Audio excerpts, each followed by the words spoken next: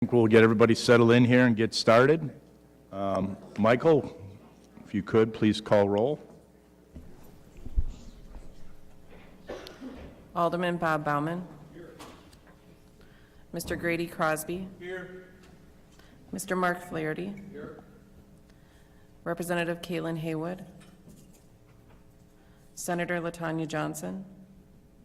Mr. James Cantor. Here. Mr. Scott Mansky. Here. Mayor Dennis McBride. Here.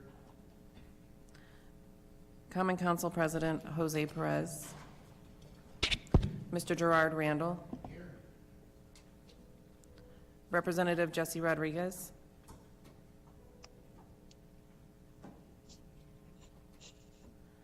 Ms. Aisha Sawa. Here. Mr. Omar Sheikh. Here. Ms. Kathy Blumenfeld. Here. Alderwoman Malali Coggs. Senator Devin LeMahieu. Here. Mr. Greg Marcus. We have Senator LaTanya Johnson is here now. We have a quorum. Thank you. Okay, great. Thank you very much. Thanks to everyone for being here. It's been a couple months, so that is great to get some updates and progress on some things today. Second order of business, discussion and approval of meeting minutes. Meeting minutes are in your packet, have been sent out. If there's any discussion, please bring it up now. If not, I would seek a motion to approve. Do we have a second? Second. Great. All in favor of approval of the meeting minutes, say aye. Aye. Aye. Any opposed? All right, with that, I will kick it over to Steve Marsh for our financial report. Steve? Thank you, Mr. Chairman, and good morning, everyone. Today's financial update will include a review of our year-to-date financials as well as a projected forecast for year-end. We'll also provide an update on the expansion project budget and cash flows for the remainder of construction. Understanding that we'll also be receiving Baker Tilly's audit presentation today, we'll work to keep this update tight. So let's dive into the financial statements. We'll start with the year-to-date income statement, which is page 6 of your packet today, and has column IDs A, B, C, and D at the top. To the bottom, line 65, column C, you can see we outperformed budget net income through March by about $2.1 million. Consistent with our review of these statements at our last meeting, the positive variance is driven primarily by interest income, line 35. We exceeded our budget projections in this category by just over $2.3 million, most of which comes from income earned from expansion project fund investments. The earnings from these investments are restricted for the purpose of funding the project or for paying down debt service. Just above interest income, line 34, tax revenues come in higher than budget by just over $500,000 or 6.4%. This positive variance is coming from the January and February actuals. In your exhibit today, March is projected at budget. However, earlier this week, we received March actuals, and they exceeded budget by 4%, so certainly good news there. As for net operating income, you can see on line 28, column C, that we are underperforming budget. Most of the negative variance in the operating revenue categories, which are lines 1 through 14, and include event room fees, labor service revenue, and datacom revenue, are a result of not actualizing blue sky events that we had budgeted for. Now, it's not uncommon for early blue sky projections to come in light.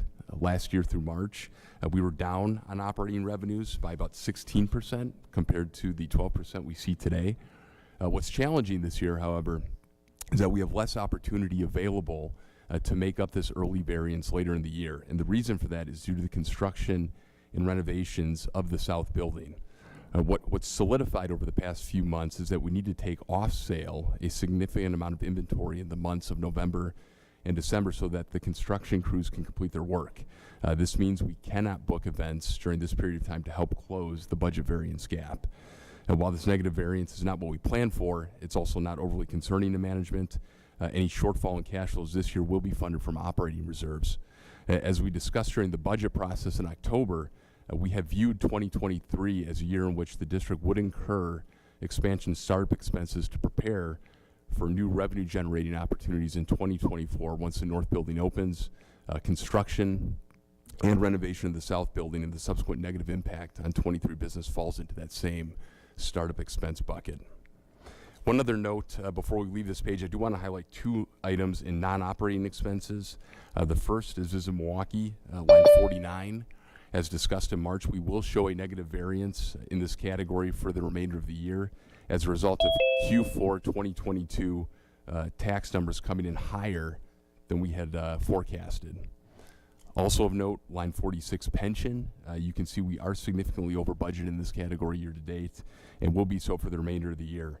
Over the last 8 years, the district's annual pension expense, and by that I mean the district's employer contribution, has been about $380,000 per year. Last year it came in about $435,000.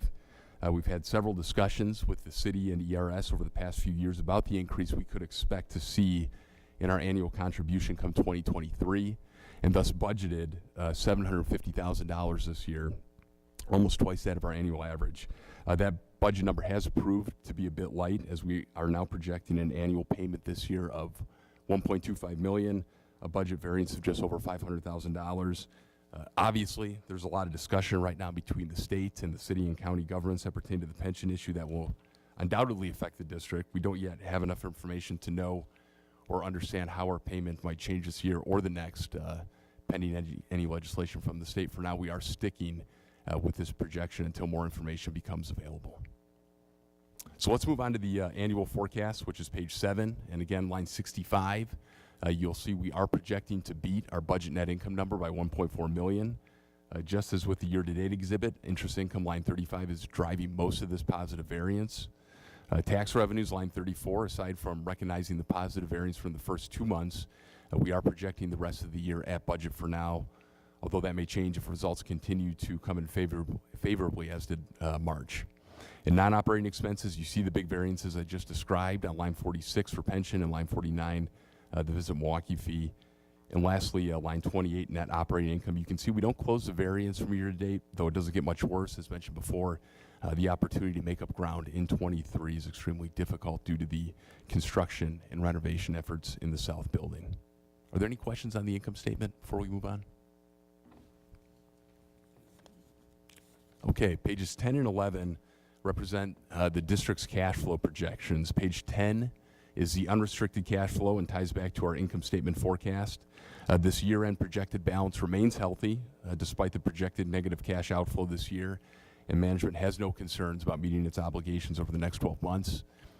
Page 11 is the restricted cash flow, and you can see that balance is expected to grow by $3.3 million over the course of 2023.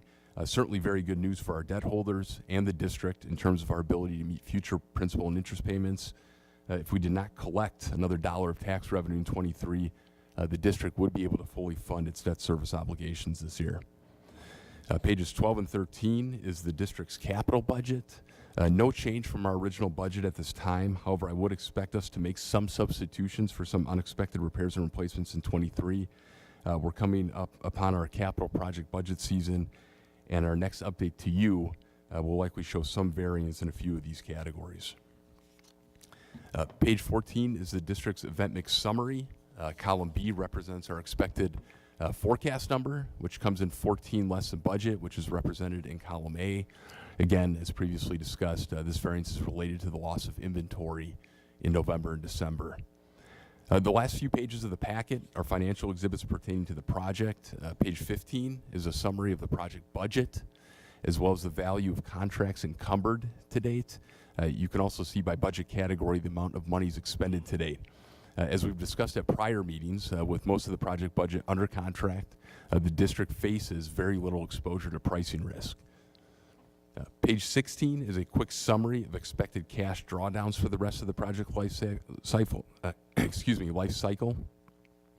No significant changes really to any of these project documents from our last update in March. The project remains on budget and on time for substantial completion in spring of 24. Mr. Chairman, that's my financial report today. Happy to answer any questions. Scott? Yeah, just on page 10 of 11, the projected cash flow from operations. Is the interest income in this number at all, or no, is that excluded from there? Interest income is excluded from the unrestricted revenues, Scott. Okay. In Finance Committee, we reviewed a breakout of that interest income number. I believe 4.3 million or so is tied to the project and is part of that budget. There's an increment that belongs to unrestricted, but it's not material, not included in these projections right now. Okay, thank you.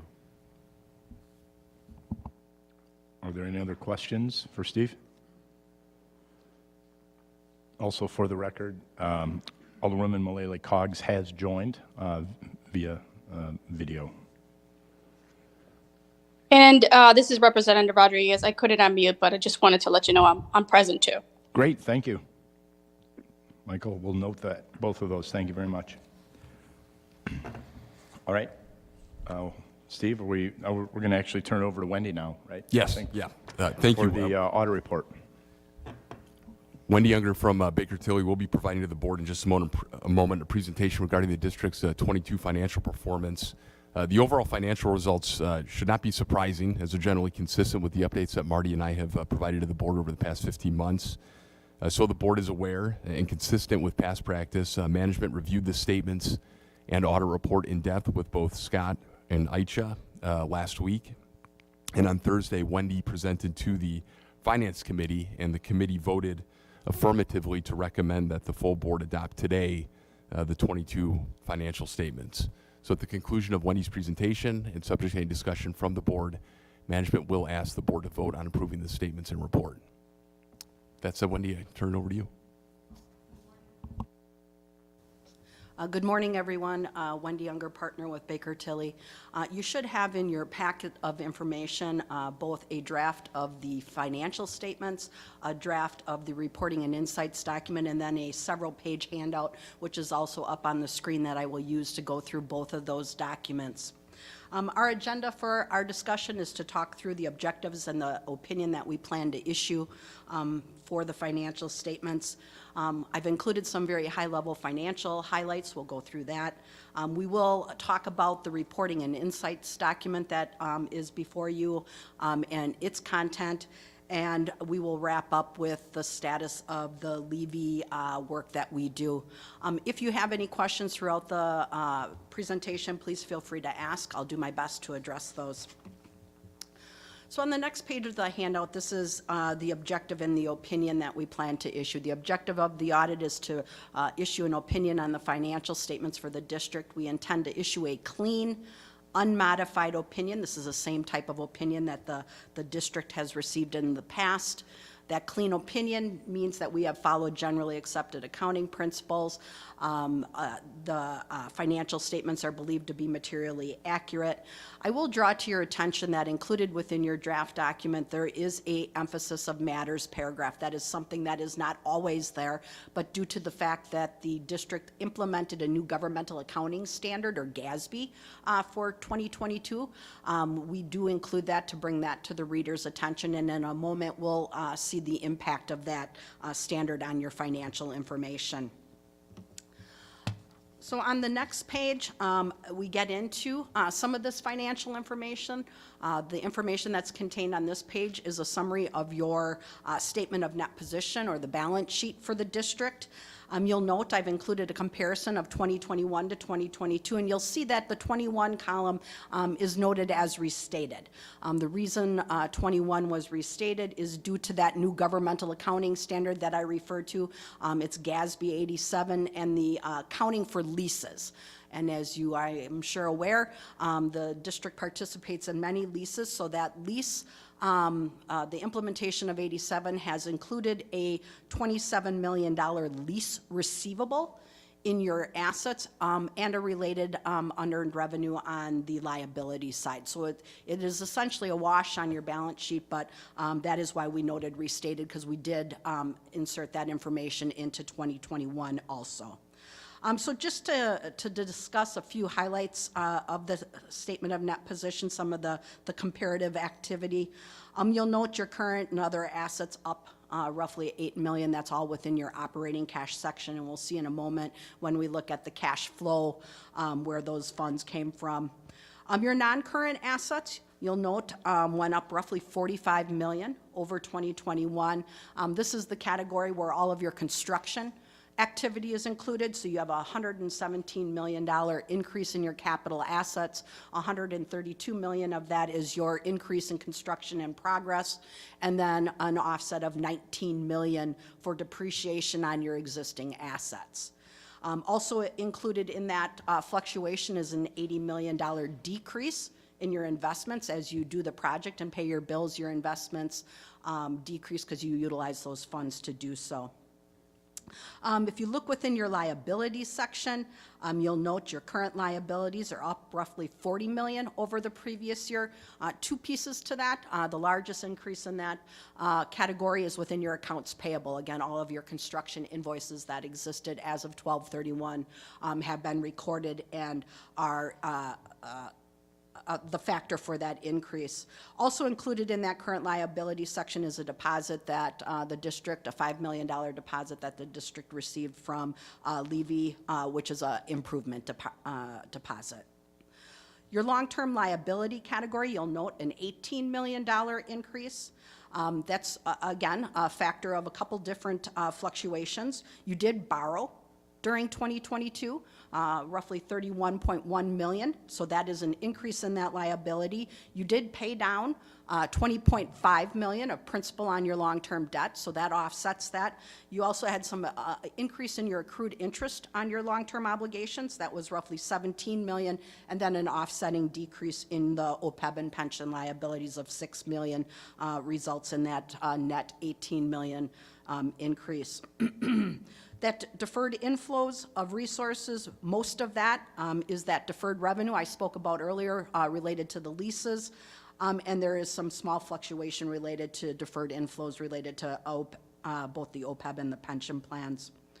As you can see, at the bottom of the page, the net position, you saw a decrease from $144 million down to $134 million.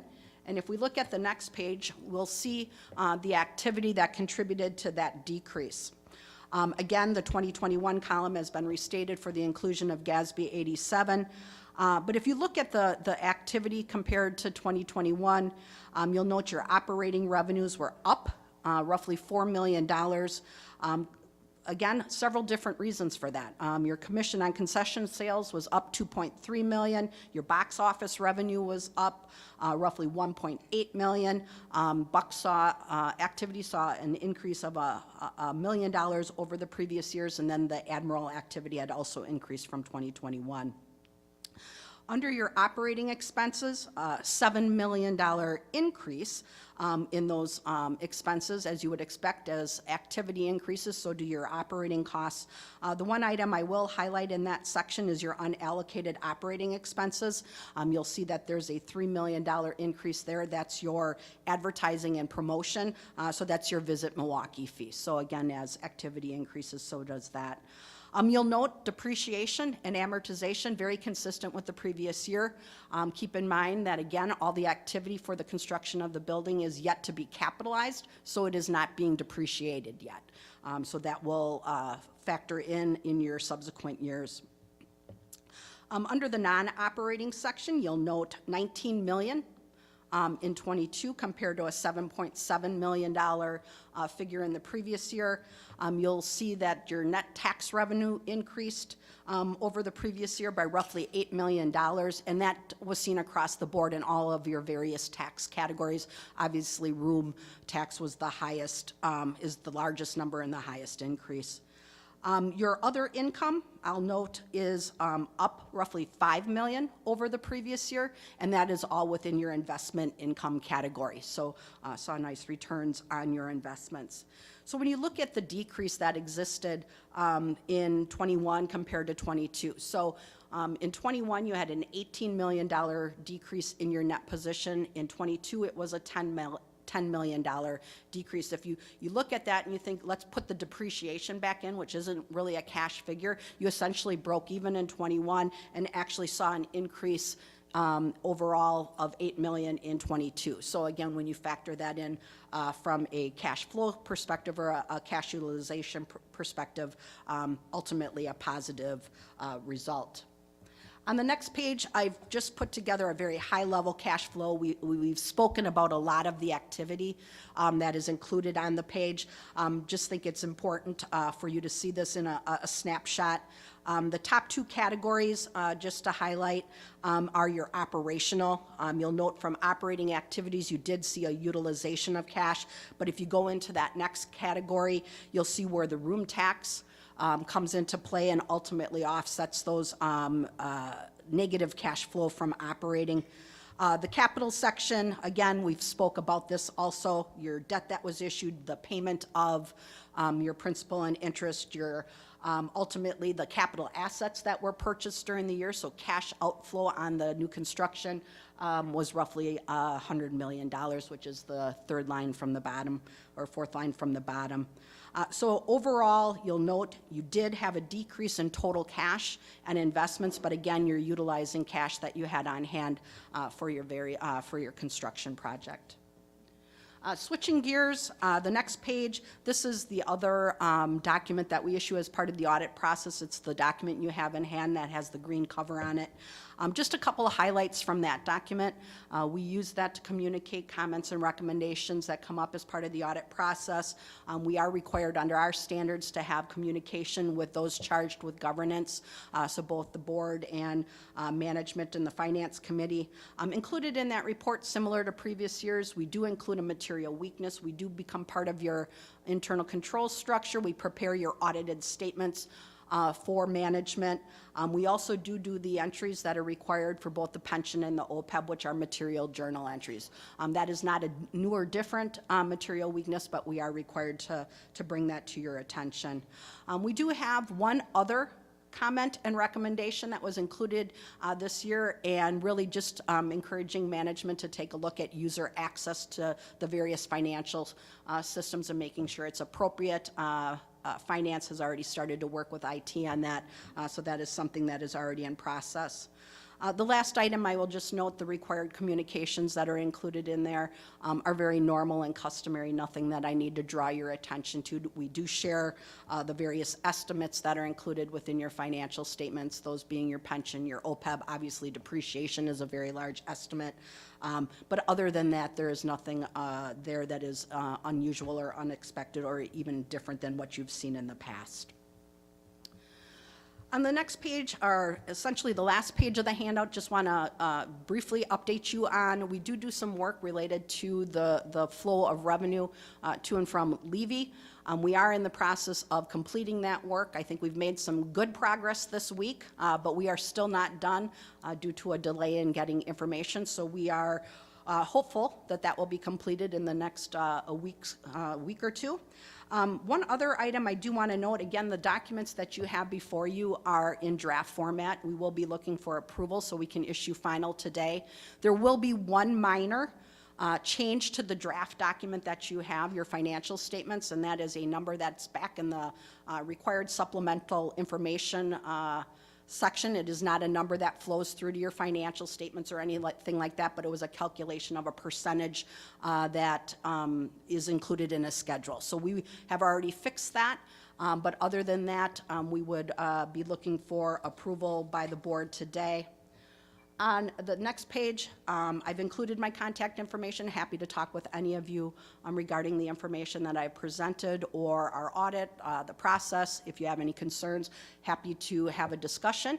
But I'd also be happy to answer any questions you might have currently.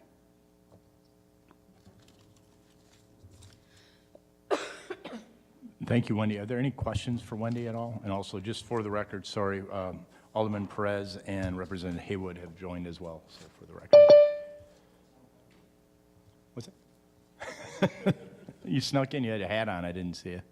Are there any questions at all, Steve or Wendy? Great. Steve, I'll kick it back over to you. I think there's one other comment. Yeah, thank you, Mr. Chairman. Well, I would then ask a motion be made to adopt the 22 financial statements and audit reports subject to the change being made on page 54, as Wendy just noted. This is Aicha. I'll make the motion to approve the financials. Do we have a second? Second. All in favor, say aye. Aye. Any opposed? Great. The financial audit report has been approved. Thank you, Wendy and Steve. All right, with that, we'll go to you, Marty, for the CEO report. Good morning, Mr. Chairman. Good morning to all of you on the board and our guests today. Starting off with how we're doing in meetings and conventions. Since the March board meeting, Visit Milwaukee and Megan Setman and her staff have booked 34 additional meetings to our calendar, confirmed 34 meetings. The breakout is 23 meetings for 2023, 9 for 2024, and 1 for 2026. And what's so interesting about the breakout, which is why I highlight it, is that we have been sharing with the board how the timeline of booking meetings and conventions has compressed and much more activity is happening short term. And that's reflective by the fact that between now and the end of the year, Visit and the district staff have booked 23 meetings, where ordinarily in that window it would be far less. So we're getting the business. While Steve did mention that we took some dates out of inventory in November, December to carpet, wayfinding, signage, things that would require us to impose too much activity to be able to really accommodate events during this time period. We are seeing an uptick short term, and while I'm not going to promise that we will make up the blue sky that we've adjusted in the forecast, I'm optimistic that we are on plan to make the adjusted forecast, if not better it. So it's always our intention to better things. One of the nice big events, citywide events, that has confirmed is we had in the city back in 2022, Crew. They came in over the summer. They brought in 10,000 attendees, and they have confirmed that they're coming back to Milwaukee in 2025. And for their visit in 2025, not only will they be using the South Building, North Building, South Building, Miller High Life Theater, and Panther Arena, fully utilizing as well the North Building. So it's really great to see that we've got activity utilizing the full building already additionally on the books. What's also encouraging is that aside from the activities that are normal, we have over 100 events that are booking dates, holding dates between 2024 and 2030 at the Baird Center as a direct result of the expansion, either because we're now large enough to host them, where before we were not. Current users who were outgrowing our facility can now remain in Milwaukee because of the expanded space. And with the expanded space, we're seeing what we predicted would be the case, and really was the motivation behind the expansion, was that we're able to get more events occurring simultaneously and overlapping because we've got the second ballroom, because we're adding the 24 additional meeting rooms, because we've added another 112,000 square feet of exhibition space. So I'm really excited about what we're seeing coming through Visit Milwaukee and through the WCD sales staff, and extremely encouraged that the rationale behind the expansion really is materializing. So and that's with the year before we even opened. So I think it's very encouraging what we're going to see in the years to come, and wanted to share that good news and the optimism with the board. On the sports and entertainment side, here we are in middle of May, and PTG has already achieved their minimum guarantee in the first contract year of events at the Miller High Life Theater. And as we look at their projections and commitments, requirements for 2020, the 2023-24 contract year, they've already confirmed half of what their year-long guarantee, and we're 4 months from the year starting. So again, some very positive and encouraging news. Since March at the Panther Arena, we've hosted a number of really successful events. In April, we had AEW Wrestling.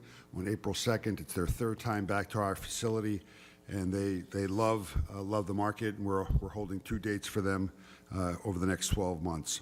We had a Soul to Soul tour at the Panther Arena on April 15th, and then Straight Jokes No Chaser comedy tour with Cedric the Entertainer on April 22nd. Upcoming in the Panther Arena, we have a contemporary Christian show Rattle the World Unity 2023, headlined by Chris Tomlin and Amy Grant. That's on August 26th. And we just confirmed earlier this week a show that's based on the Mattel children's toys called Monster High Live, and that'll be in September. It's 6 shows, 6 performances over 3 days, an event that we know will be successful. On the tenant sports team side in our facilities, Milwaukee Admirals ended their regular season on April 16th. They clinched a spot in the AHL playoffs, first-round playoff games. They won the series, best-of-5 series, 3 games to 2. 3 of those games were at home, so we've gotten 3 event activities that were not in our budget. They went on to the division finals. They won that best-of-5 series. 2 of those games were at home, and they're now playing against Texas in the conference finals. They split the first 2 games that were here. They're playing tonight and Sunday. They lost on Wednesday in Texas, so if they win either tonight or Sunday night, they will go on to the conference championships and then the Calder Cup championship. So could be more games and playing hockey into late June if that's possible. So all good things for the Admirals.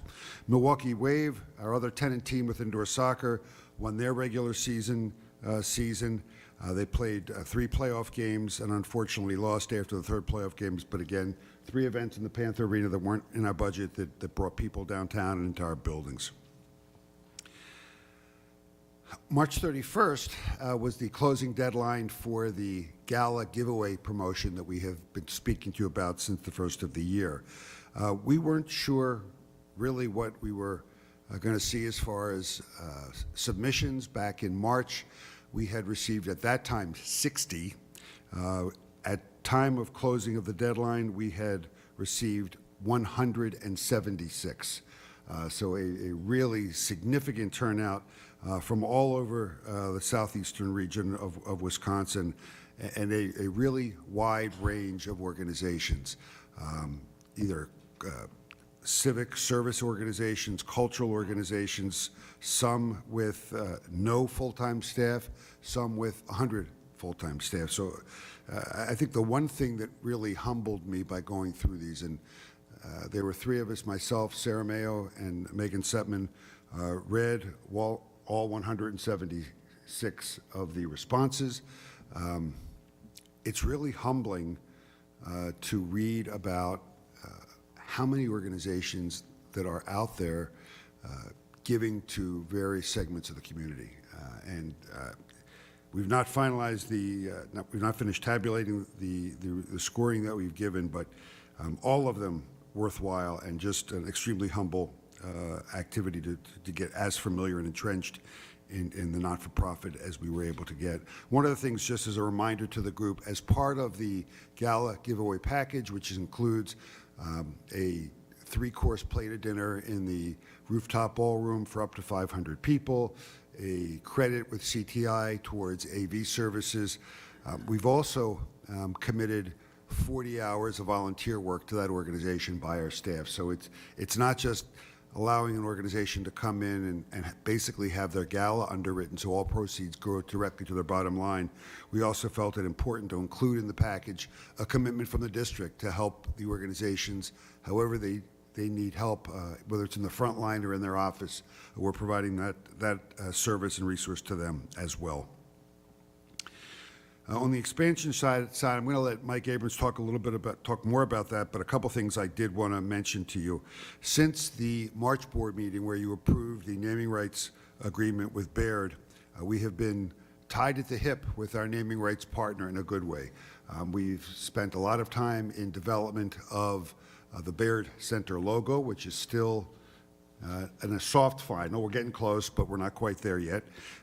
They've got a couple of areas that as part of their sponsorship agreement, naming rights agreement, they have entitlement to, so we're working through the names of that, and we're also finalizing the spec, the size and spec and location of all the different components of the sponsorship package that were included. So it's a lot of work.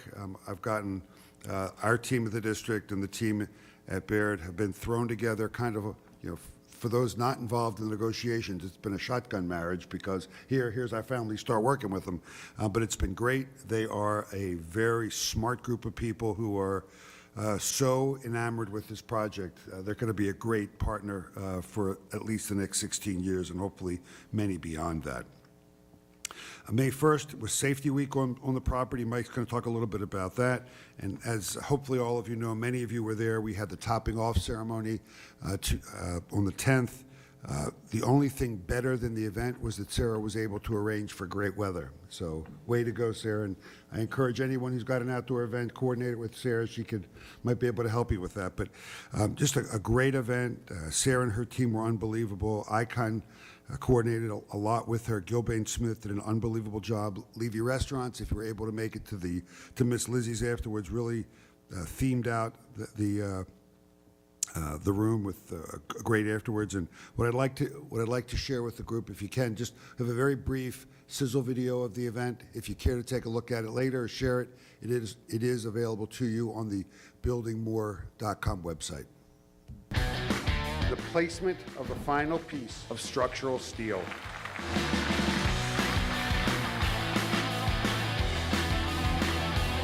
This project is a testament to our state and to Milwaukee's place as a premier event destination. We truly believe the Baird Center will be a phenomenal asset for our community for many years to come. Let's raise that beam. This project is truly being built for Milwaukee, by Milwaukee. There are great things on the horizon for Milwaukee. I can't wait to be back here next spring for the opening. And before we know it, we'll be at the ribbon cutting ceremony 1 year from now.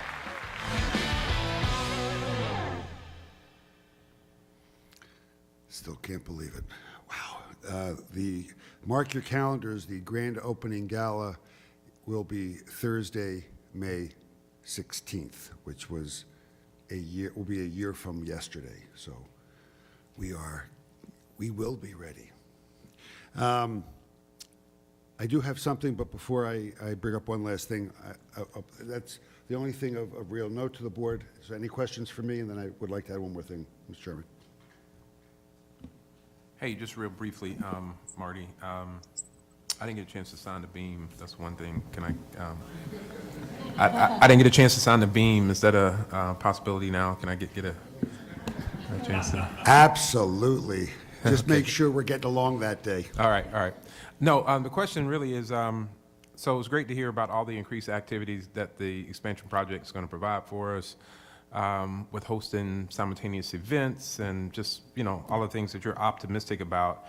I'm also wondering your optimism regarding our ability to ramp up for labor and human capital needed to, create the optimal event experience. What does that timeline look like?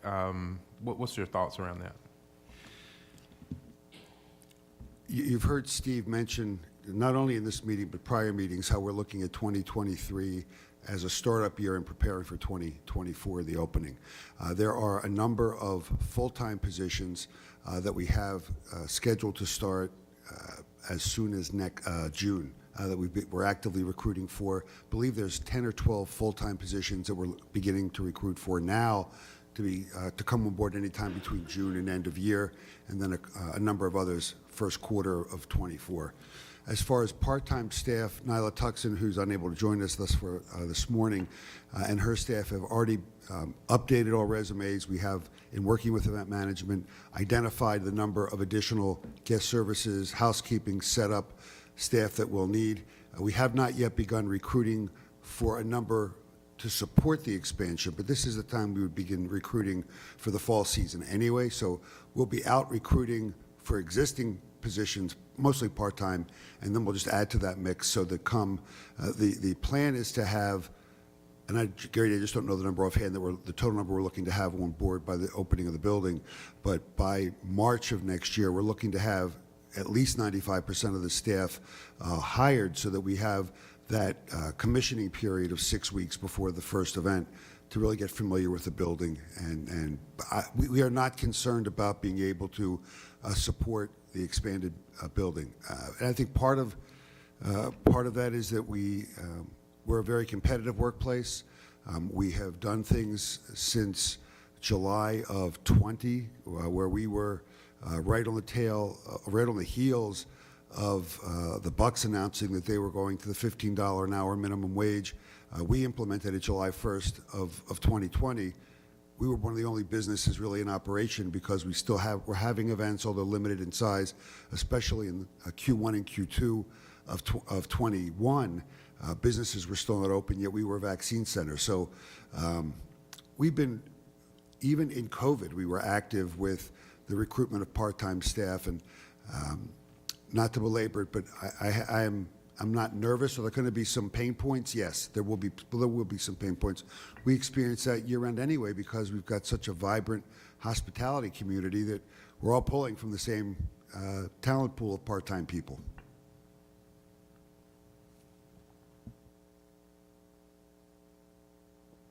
Are there any other questions for Marty? Right, Marty, you have one more thing you want to go through? Yeah, Grady, you know I love you, but I'd give you a hug and a kiss right now because you set me up perfectly with that question for something that just came across my phone. So thank you. And unless you screw it up, I'll take you up to sign the beam, and you don't have to worry about your safety or put a harness on. You'll be okay.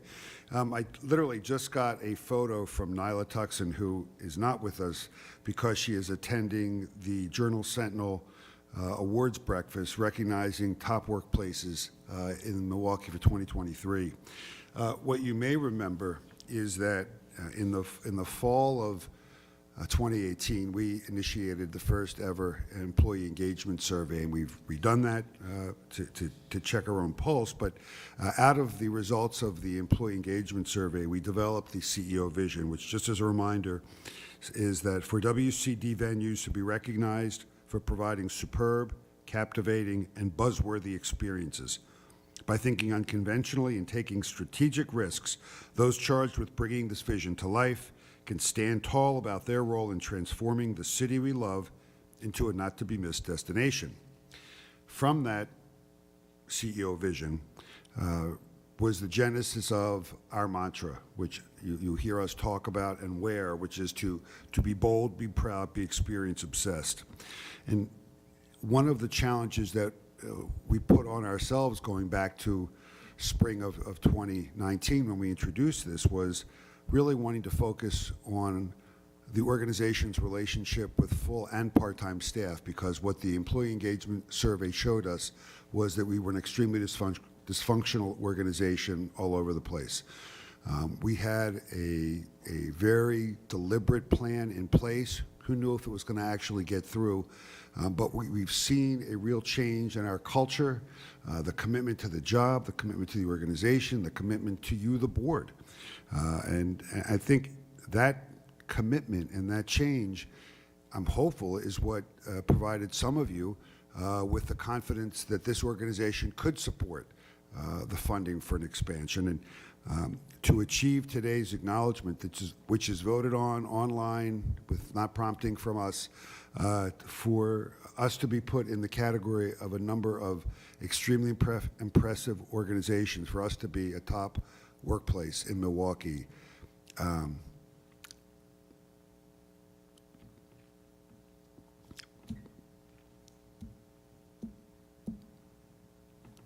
A mission accomplished, many more to go.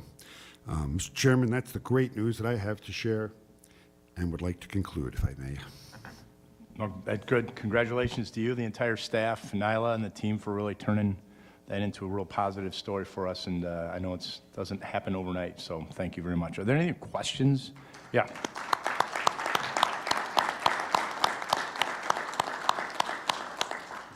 Labor of love, so thank you. Are there any other questions for Marty or from his report? All right, very good. We will now turn it over to Mike, who will give us an update on where we are with the expansion. Good morning, Board. Just talk about the great milestone event that we had about a week ago, again, with the steel topping out and the concrete topping out. Just an amazing milestone for this project, and more remarkable when I look at it is that the concrete and steel erection parts and the design of a convention center is so heavily weighted on steel erection and concrete, and all the credit really goes out to those crews. We're about 2/3 of the way through with the construction schedule, and the topping out occurred 2/3 of the way through, which just translates to the type of structure that we have in convention centers, which I'm kind of geeking out on that right now. And so it's not very normal to have steel topping out this late into the duration of the project, but believe me, we're on schedule. All I'm saying is that it's just heavily weighted on concrete and steel, and it's been, it went very, very smooth the entire way. Great crews, great subs, great steel fabricator. Gilbane Smith did a tremendous job through the structural portion of the project, so just want to give a shout out to them. Quick safety update and our safety metrics, which are very important to us on this project, and we have a lot of oversight on safety, as I've mentioned in the past. We've had a tremendous amount of workforce go through the safety program. You can see up here, over 1,300 workers have been orientated on the safety program. It's a very high number. We are averaging about 300 crew on site right now, which I think we're kind of hitting the peak of that number. 54,000, over 54,000 work hours in the past month. So that is a tremendous amount as we're ramping up some of the interior trades like wall framing crews. We've got glass and glazing crews now going on the outside of the project. We have a lot of subcontractors that are now onboarding with us. And then 550,000 work hours to date, which is a very high number. Lots of safety inspections. Like I've said, we've had layers of direct safety directors on site. We have 2 full-time Gilbane Smith safety directors on site every day, every hour that we're working. All the trades really have done a tremendous job looking ahead. And to date, it's been a very safe job with one recordable incident that we've talked about in the past. Marty mentioned Safety Week. It's just a picture of Marty giving a speech and thanking the crews about a week and a half ago. And then just our beam signing. Looking for Grady's name there, but I don't see it. So we'll try to figure out how we get you, I don't know, 40 feet up in the air on a lift. So just a great event. Very appreciative. All the workers were very appreciative, and it was just a great time. Construction update. We've made a tremendous amount of progress in the last couple of months. You see the building is starting to enclose. If you've driven past, you can obviously the steel is sort of wrapping up. Roofing and getting the dried-in process is trying to wrap up. The building enclosure, metal panels, windows, we're trying to get the exterior walls on pretty much over the summer, and will be completely dried in. Currently, we're still meeting our lead tracking, our silver rating on lead, which we're very proud of. We're meeting all of the diversity and inclusion goals, which we'll talk a little bit more about in a minute. 67% overall. Like I said, we're about 2/3 of the way complete on our timeline. We have about 10 months left on the construction end of things, and Marty reminds us a lot that we're under a year now before the first event. So definitely things are really cooking along on the job site. 51% build to date. Like I said, the exterior is what we're really trying to concentrate on, trying to get buttoned up so that interior work can continue. What you don't see, and hopefully you'll get an opportunity soon to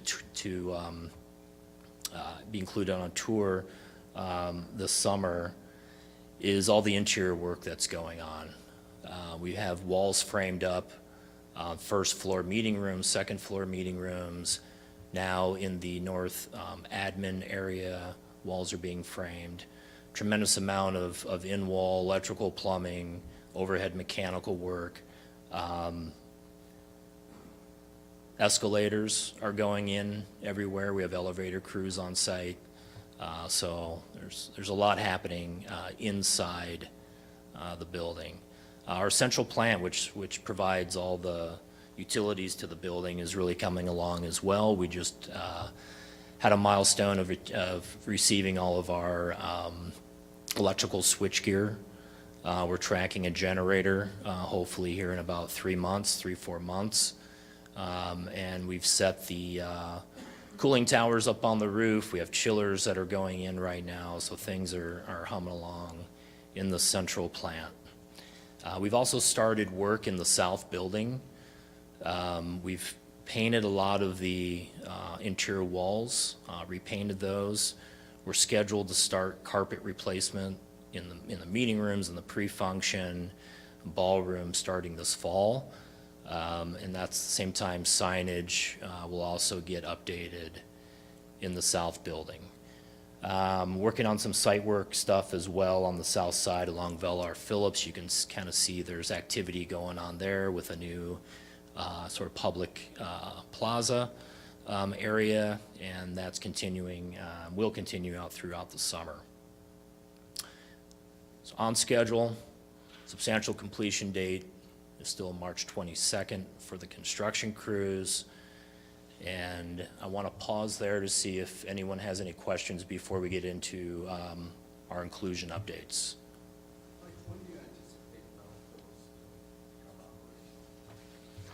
So starting in early August, we're gonna reopen northbound lane of Velar Phillips. We still need the southbound lane throughout the balance of construction for lift traffic and exterior work. So we're gonna, in a few more months, we're gonna open up northbound. And the same with Kilbourne. Around the same time, we're gonna pull the fence back into the median and then open up westbound Kilbourne traffic. Hey, Mike, real quick. Yeah. 2 questions. One, when did you say we're dried in? We'll be dried in? We should be like fully dried in, I would say midsummer. We've got a lot of roofing completion has already occurred. It's allowed us to, we've started sheetrocking. So it's having the building completely not dried in right now has not slowed down or prevented work ongoing inside the building. Okay, gotcha. Yeah, but the full enclosure, I would say by the end of the summer with glazing systems and exterior wall systems, probably by the end of the summer. Okay, and glazing, you're talking about on windows and? Yeah, window systems. Okay. Yep. So I don't want you to totally geek out on this one, because I know you can. Talking about some aspects of sustainability for the building ongoing. And I know you just talked about the fact that we're on track to be LEED Silver certified. Right.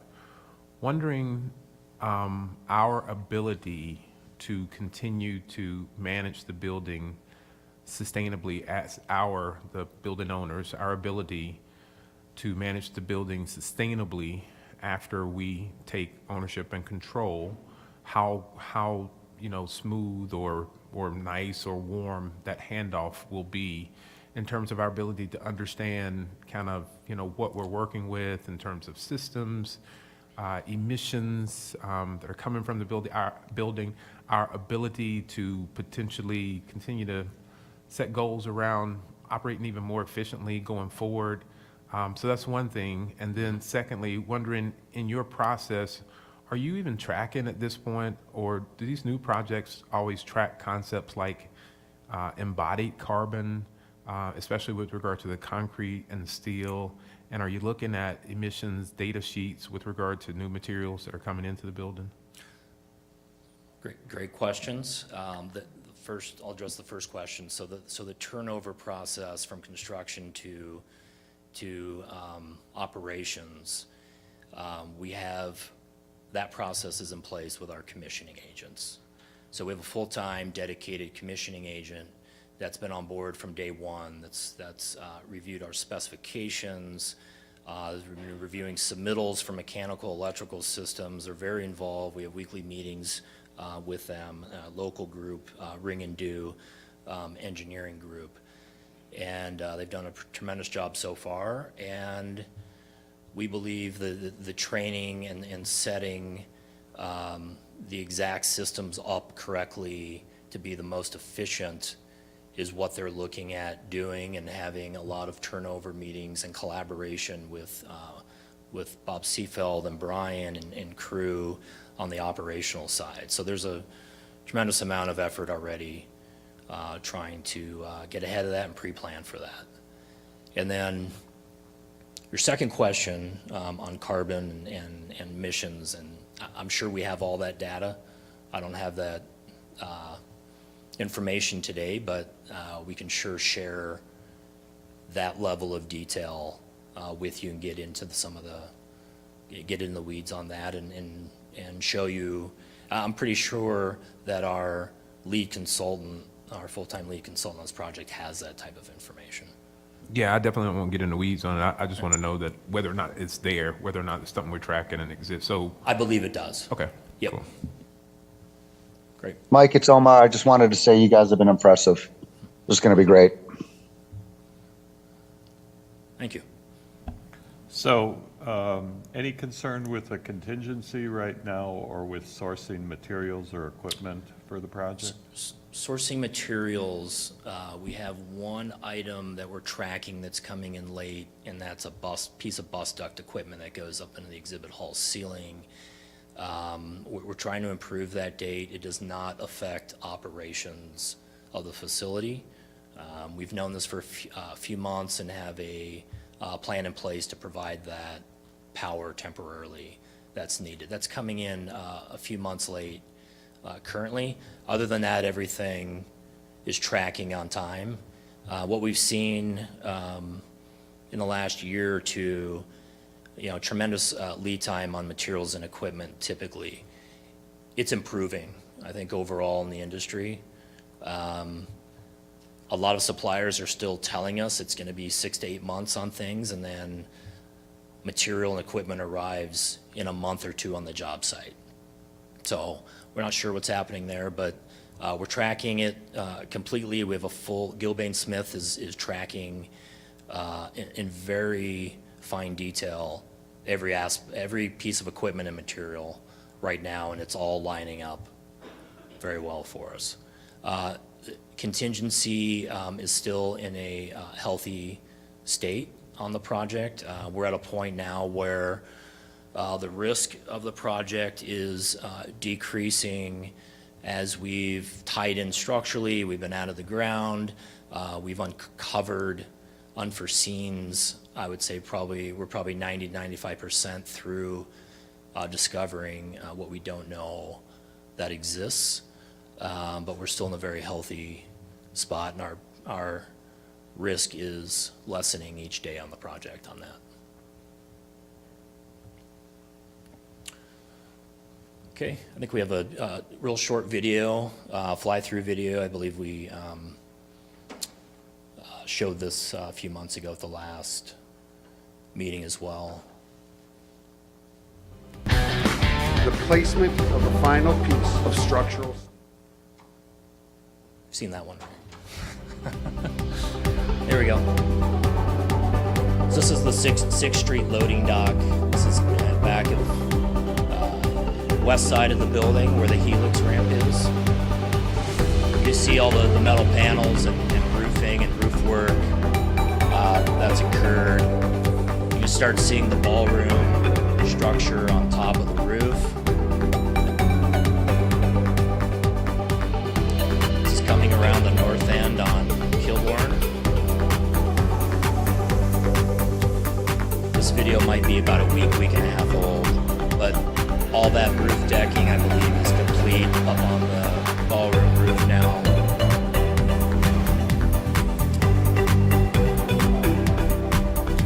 Now we're getting over to the corner where the main entrance is. See the sky bridge to the Hyatt Hotel.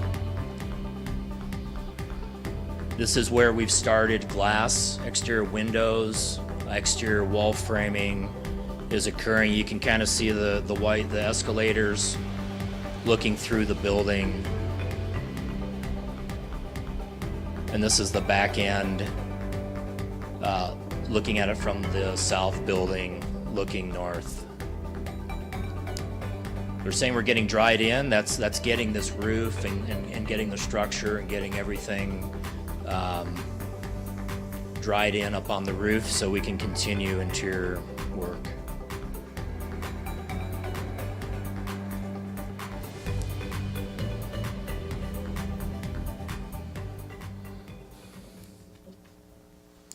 Two years ago, the area we just looked at was parking for people coming in to get their COVID shot.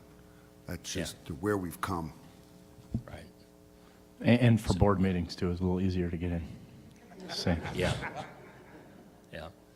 Okay, so to wrap up our update, I want to bring up James Matthew. He is with Gilbane Smith. He is the economic inclusion specialist for Gilbane, James has done a tremendous job for Gilbane Smith and for WCD on this project, keeping us updated.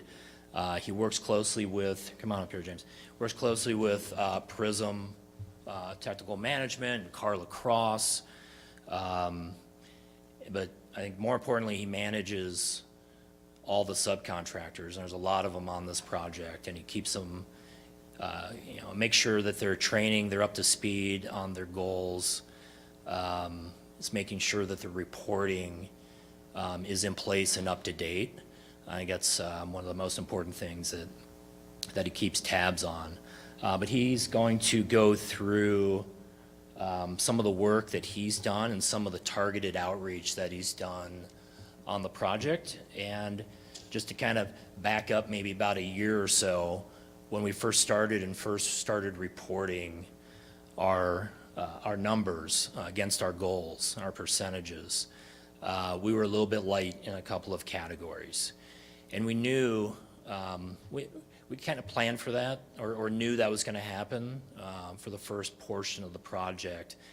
And I spoke about it here is mainly because we had some of those early trades that had, specific equipment operators.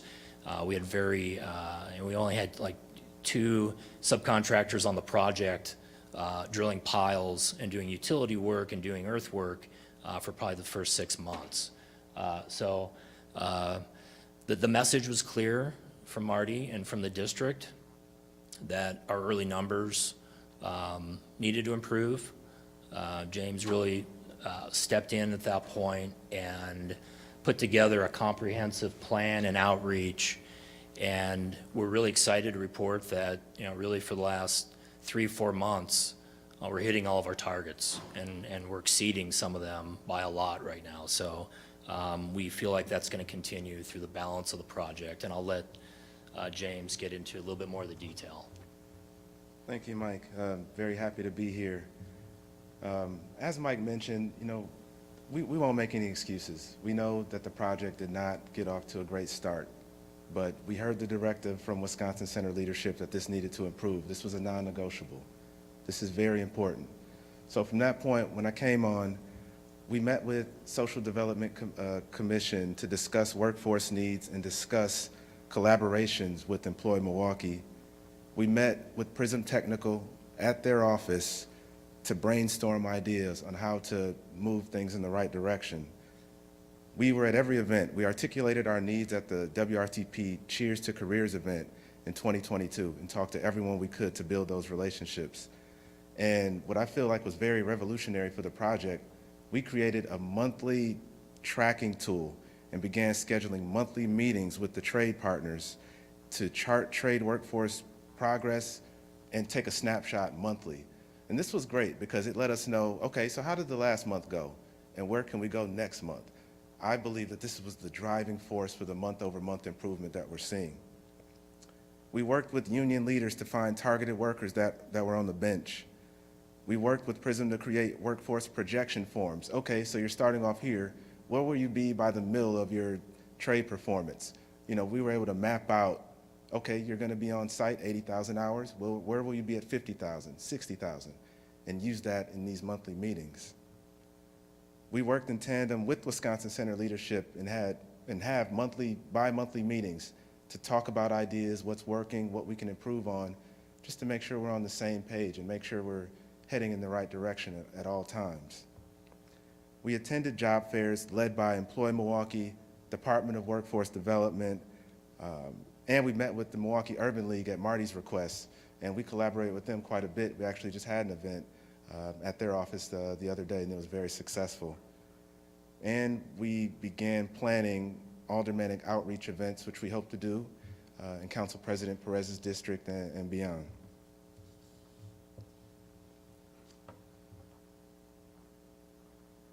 So this just shows what we know, that we've continued to improve every month. And actually, April isn't listed here, but we're actually at about 45% RPP. And just to talk a little bit more about RPP, the Resident Preference Program, it's a great program. I think it's one of the most important programs we have in our city and our state, but it focuses on unemployed and underemployed residents in the city of Milwaukee. And the great thing about the program is the city mandates that 40% of these hours have to be met on projects. And for us, I'm very excited to be a part of this, not only transformational from a physical standpoint in our city, but from a workforce standpoint.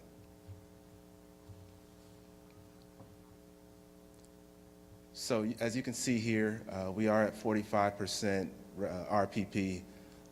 RPP and SIA, so that's special impact areas. Those are 8 zip codes in the city of Milwaukee, mostly on the north side and south side, that you have individuals working that are from those neighborhoods. So there's a 25% goal, and we're exceeding that at 42%. And as you see with the women workforce, we're very close to the goal, 5% goal. There aren't a lot of women in the trades, but we continue to work together and do as much as we can, and we're at 4.3%, which represents a high. And then there's a 1% goal for disabled veteran business employees, and we're exceeding that at 1.2%. And then minority, we are at 41%. We've been doing well in that since, for quite a while now. So overall, you can see that we're 46% of our 31% goal. So on the business side, as you can see, the goal is 31%. We're at nearly 37%. But if you take a look at the WBEs, we're crushing in that regard. The goal is 5%, and we're at over 16%. And we're closing in on our MBE goal of 25%. And the disabled veteran business, we believe we can get there. Obviously we know there aren't a ton in our community, but we do everything we can to work with them to get to that goal also. And it's been a great journey. Okay, I think that concludes our construction update, our expansion update. If there's any further questions, we can field those. I just want to congratulate you on recognizing the issues that you had. I know that various members of this board, I know the Wisconsin Center District, told you that it was important, and you recognized then that it was important instead of pushing it to the side. And you can see the percentages that you have reached and the goals that you have done. So I heartily congratulate you and hope you continue doing this. And from the bottom of my heart, thank you so much. Thank you. Thank you. Hey, just real quick, I echo Grady, Scott's, thank you, Mr. Chairman. I echo Scott's sentiments. Just wondering, in terms of doing a great job, especially on the workforce, that's great. But I just believe here, with regard to the ownership, business owners, is really where the rubber meets the road. Because here's where we really start to change things, not only from a workforce standpoint. I guarantee you, probably most of this workforce, in terms of the minority workforce, is coming from MBEs and WBEs and things of that nature. So I'm wondering, 2 questions. One, in this 25% or 24.4% today in MBE participation, is there a particular skill trade that's heavy in, or is it pretty distributed? Is there, just wondering where the bulk of that is coming from? Grady, I think it's completely distributed amongst the, how many subcontractors? I think 50-ish subcontractors. And also design professionals as well. So this isn't just construction contracting, it's overall contracting. No, it's not heavily on one in particular that I know of, but and we can share that information with you. I think we have all that, so we can send it. Yeah, that'd be great. You can see the breakout if you want. Yeah, that definitely be great, because I'm, wanting to make sure that we hit all of these goals, right?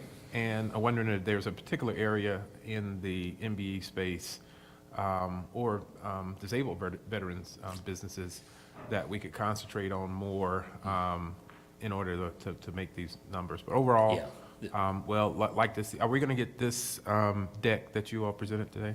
Yes, I'll send it to Michael and Marty, and they can send it out to everybody. Okay, great. Yeah, and anything in addition to that that's like specific to, the update with regard to the D&I targeted outreach initiatives was really great. It seemed to be more focused on workforce as opposed to owners. So and in the professional space. So anything that you're thinking about in terms of initiatives to hit these would be great as well. And the MBE and the DVB, that's slightly under. There's a plan. I know with the MBE, I feel pretty good about the MBE getting to the 25%. The DVB is another story, and just the availability of those firms. I think we have probably most of them on the project already, and we're trying to get creative as well to see if we can add any more scope of work and contracting dollars to those existing firms. But I think we're struggling finding a balance of DVB firms to make up that number right now. I don't think they're, from what the research we've done with cross management and Gilbane Smith, there might be a shortfall there, but overall, combined, doing great. Gotcha. Thanks. And you all are keeping a inventory of all of these businesses to be able to share out as well. Absolutely. Great. Yep. Thanks, James. Thanks, Mike. Okay. Thank you. Mayor McBride. Thank you. I want to echo my colleagues' comments. Thank you for your good work. I'm going to make a political statement.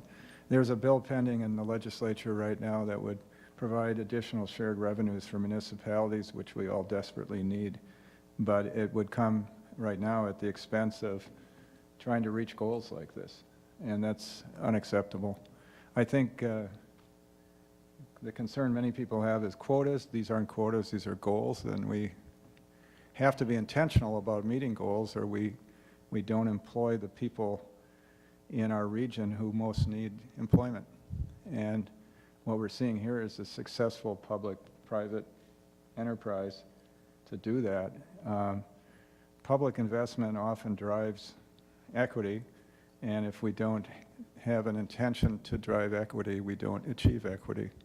So I'm hoping that all of us at this table will continue to advocate for goals like this and intentionality so we can achieve goals like this. It's the end of my political statement. Thank you. Great. Anybody else? Again, they all took the words out of my mouth. Everybody, Mike and James, fantastic work. Thank you very much for continuing to stay on it and hold us accountable, and we'll continue to hold everybody accountable here too. So thank you. Really well done. Marty. Mr. Chairman, just for the board, just as another piece of information, our next board meeting is in October, and while the most important thing for Steve Marsh at that board meeting will be for you to review and approve the 2024 budget, we do plan in having, either in this room or its replacement, sample boards of the various spaces in the expansion and the modernized existing building. So you can see samples of the actual carpeting that's being woven as we sit here, the finishings in the new restrooms, the furniture that's been selected, mock-ups, true-to-life mock-ups of the signage, new wayfinding signage that's going to be throughout the building, and some of the furniture that we do have actual samples of. We'll be setting it up so you can walk around the room and really get immersed in what's been purchased and what will be in and around the expansion and modernized building. Awesome. Well, that was my next subject. First of all, if there's any other discussion items, please bring them up. Obviously, we don't have them on an agenda right now, but we can put them on future agenda meetings, or please send them over to us and we'll put them on agendas with the appropriate time that we can get them on before publishing the agendas. Next meeting, you already said it, is October. You didn't say the October 20th, Friday, October 20th, with the governance and personnel committee meetings the week before on Thursday, October 12th. With that, I will seek a motion to adjourn. Mr. Chairman, I would say that a motion to adjourn is always in order. Especially today. Beautiful weekend. Enjoyed, everybody. Do we have a second? All in favor of adjourning, say aye. Aye. Any opposed? Aye. Great. Meeting is adjourned. Have a fantastic weekend and summer. Thank you all for attending remotely.